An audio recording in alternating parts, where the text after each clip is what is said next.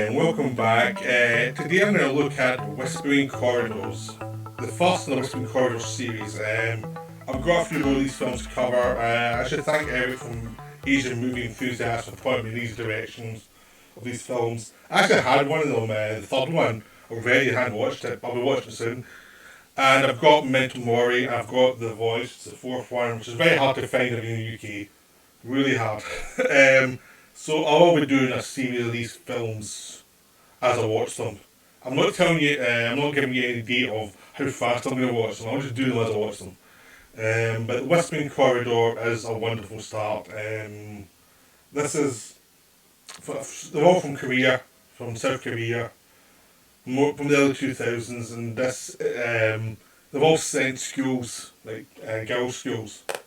But a lot classier than that. We think that just makes it sound as it's pervert paradise. It's not. It's about its character stuff, its atmosphere. This is a really good film, really strong film. I mean, the one thing this film is, Whispering Corridors, I'll put the thing away now, is it's not that scary. It's a character piece. I didn't find it scary. I found it atmospheric, and that was fine. That was enough, because the atmosphere and the character stuff is what you're there for, and that's all you really need, because it's moving and it's got a heart to it and it's got depth to it. And it's the same way, a lot of like ghost stories don't always have to be terrifying. They can just leave a shiver, which this film does, and that's all you need in some of these films. So the film starts out with the murder of this teacher that was generally hated by everybody. She was viewed as a horrible person who was pretty despicable, and a lot of the teachers in this school are not great. So it's an all-girls school, and so there's a murder there. Then we introduce the girls. You got the rebellious arty one who's always getting in slight trouble. You've got the shy one who's always seems to be early for stuff, and he's always looking for a friend. You've got one who's there even elder, who's a student who's always working, trying to be the best, and driving herself mad doing that. And you've got one who's probably is the smartest one, but doesn't want to be seen trying. So you've got a different set of girls within this one class, and you're just seeing a mix of different types of people within a typical class. And so the teacher's dead, and they have to. The headmaster comes in and teaches them for a while as they look for a new teacher. But spooky things are starting to happen. You start to suspect something's up. There's just like everyone's not talking about it in a way that's obviously a problem, because it's a trauma. I mean, someone died horribly, and they will not talk about it. So it's half the film's about the school system, where the school system is so abusive to the students. It's so much about, you must be good, you must keep our grades up for our school so that we can attract more students, so we can look good. It's just a machine. It's a machine of learning that they have to keep the grades up, which is what you see in a lot of films imply, but they don't have a point to say it. But here it's like pretty apparent you're a part of the machine, and you're going to be a part of the machine in the real world after this. It's a very cynical view of the world, but very realistic. So you've got that situation always in the background, and this headmaster's very abusive to the girls. He really is nasty, and he's got nicknames behind his back about him because they all think he's just a nasty piece of work. And he dies in a horrible way next. So more people are dying, and it's like, what's behind this? And as you go through this, you actually find out more of the girls, because the headmaster really hated the arty one, and because she's obsessed by the darkness within the school, and she's trying to process what's going on there. So is she involved with the murders, or is it something else? I know, and her best pals the wannabe best pals try to help her, and you find out more about the other two girls that they'll try too hard, and the one that's underachieving.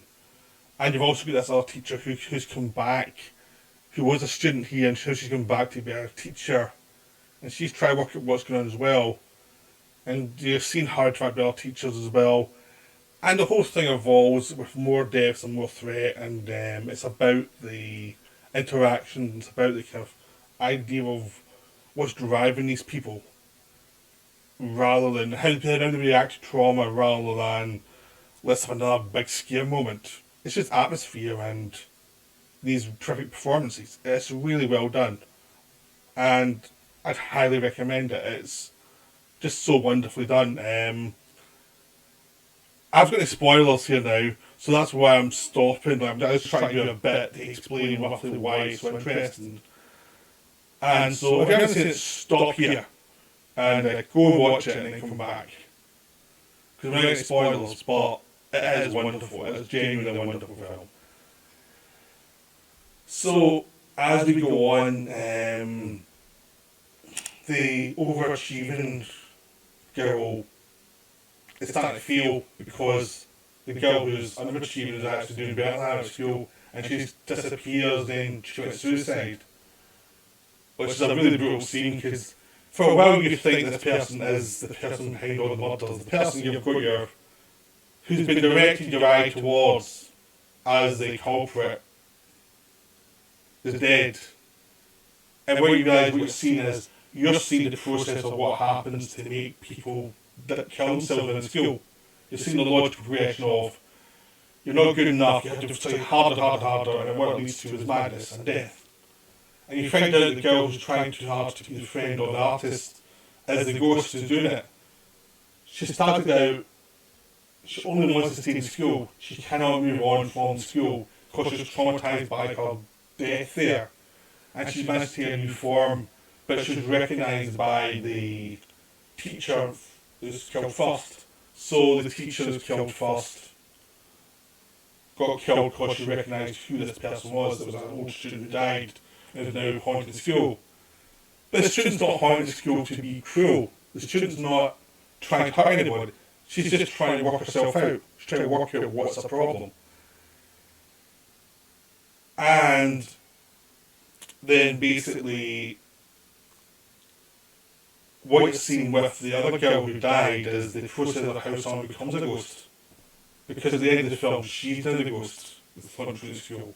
She's now the person traumatized. And you're seeing basically, like, with the person who's underachieving, it's like, how does that person move on? And you find out the teacher, the student who gave a teacher, was in her position before, and she rejected her friend, and her friend died, and she was guilty about it, and that's what's happened to this other girl now, and it's what happens to them, what happens to the people who leave us behind, who die, in the process of that. And the artist is the one who's actually starting to move on. She's the one who can stand up to the ghost and say, look, you have to move on.